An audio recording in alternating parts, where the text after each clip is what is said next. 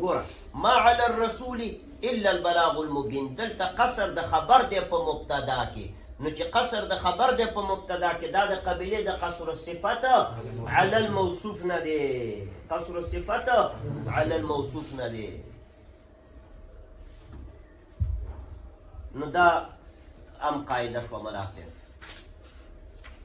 که قصر د فعل په فاعل باندې راغلی او دا به د کمې قبیلې نه، قصر د فعل په فاعل دا به د قبیلې د قصر الصفت علی الموصوف نه، ځکه فعل خو ټول عمر صفتي ده.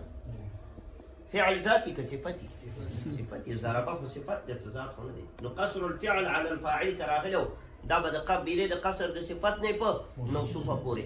لکه ومن یغفر الذنوب الا الله، د قرآن نه مثال. ومن یغفر الذنوب الا الله، نو یغفر فعل دی او الله فاعل دی، او ادوات د قصر خو پکې ګورئ که نه، دا من انکاري دی، دا په معنا د لا یغفر الذنوب او الا، لا او الا شو که نه شو، دا ادوات د قصر شو. او ګوره یغفر فعل شو، الله فاعل شو، نو قصر د فعل شو تر فاعله پورې، نو دا د قبیلې د قصر صفت علی الموصوف نه شو. ښه دا د قبیلې د کوم قصر نه؟ څنګه قصر صفت علی الموصوف شو؟ ګوره یعنی دا غفران د ذنوبو الله پورې خاص شو که الله د غفران د ذنوبو پورې خاص شو؟ غفران د ذنوبو د الله پورې خاص شو، بل څوک د الله نه بغیر غفران د ذنوبو نشي کولی.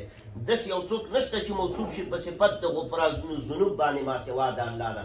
دا نه چې الله خاص شو د غفران ذنوبو پورې، الله کې خو نور صفتونه هم شته، خو غفران ذنوب خاص دی تر الله پورې. دې ته وایي قصر صفت علی الموصوفه.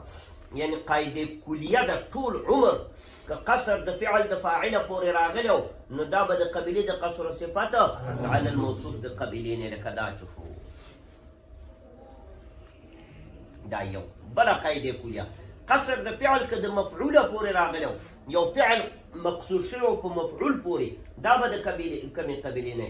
وتارة يكون من قبيل قصر الموصوف على صفت، وتارة يكون من قبيل قصر صفت على الموصوف.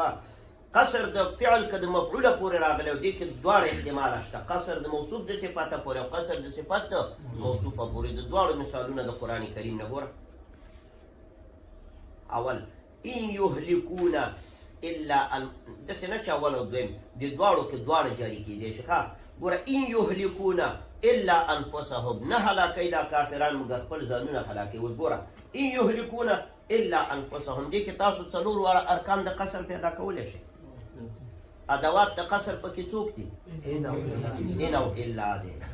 او ګوره اوس ورته ان یهلکون الا انفسهم، دا د قبیلې د قصر د موصوف نه علی صفت کېدی شي او د قبیلې د قصر د صفت نه علی الموصوف کېدی شي. که د قبیلې د قصر صفت علی الموصوف نه شي بیا به داسې شي چې دا هلاکت د نفس